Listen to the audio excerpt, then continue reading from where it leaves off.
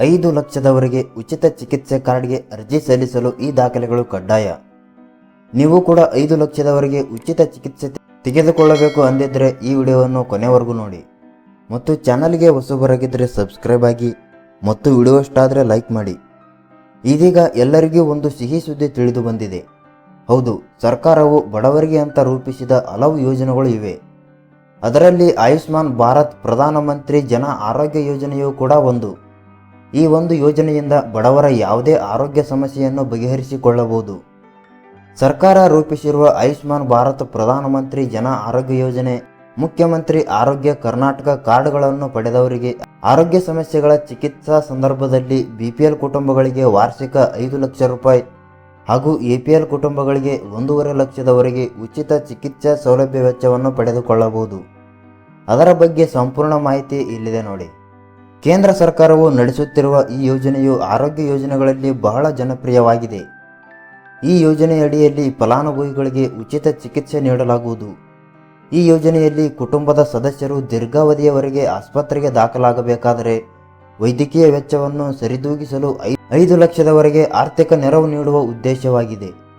Ayushman Bharat card ಪಡೆಯಲು ಇರಬೇಕಾದ ಅರ್ಹತೆಗಳು. ಈ ಯೋಜನೆಗೆ ಅರ್ಜಿ ಸಲ್ಲಿಸಲು ಕೆಲವೊಂದು ಮಾನದಂಡಗಳನ್ನು ವಿಧಿಸಲಾಗಿದೆ. ಇದರಲ್ಲಿ ಮುಖ್ಯವಾಗಿ ಆಯುಷ್ಮಾನ್ ಭಾರತ್ ಯೋಜನೆಯಡಿ ಪ್ರಯೋಜನಗಳನ್ನು ಪಡೆಯಬೇಕಾದರೆ ಕುಟುಂಬದ ಸದಸ್ಯರ ಹೆಸರನ್ನು ಸಾಮಾಜಿಕ ಆರ್ಥಿಕ ಅಥವಾ ಜಾತಿ ಗಣತಿ 2011ರಲ್ಲಿ ಸೇರಿಸಿರಬೇಕು.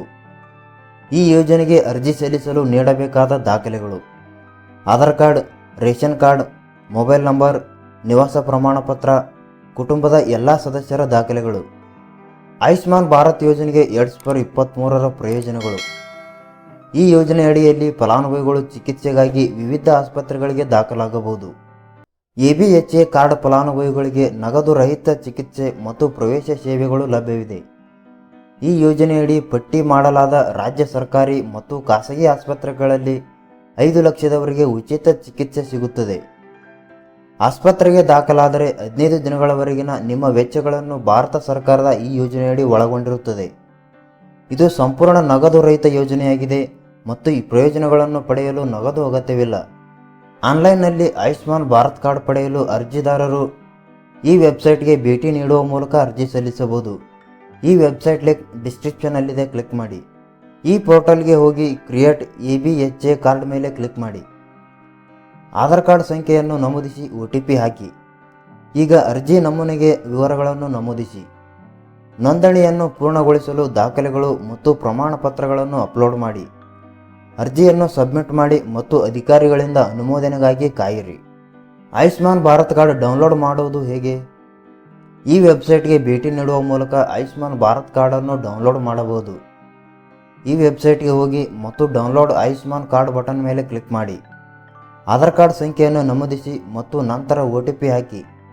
ನಿಮ್ಮ ಆಯುಷ್ಮಾನ್ ಕಾರ್ಡ್ನ ಡಿಜಿಟಲ್ ಕಾಪಿಯನ್ನು ಪರಿಶೀಲಿಸಿ ಅದನ್ನು ಡೌನ್ಲೋಡ್ ಮಾಡಿ. ಈ ಮಾಹಿತಿಯ ಬಗ್ಗೆ ನಿಮಗೆ ಏನೆನಿಸುತ್ತದೆ ಕಮೆಂಟ್ ಮಾಡಿ ಮತ್ತು ವಿಡಿಯೋ ಇಷ್ಟ ಆದರೆ ಲೈಕ್ ಮಾಡಿ.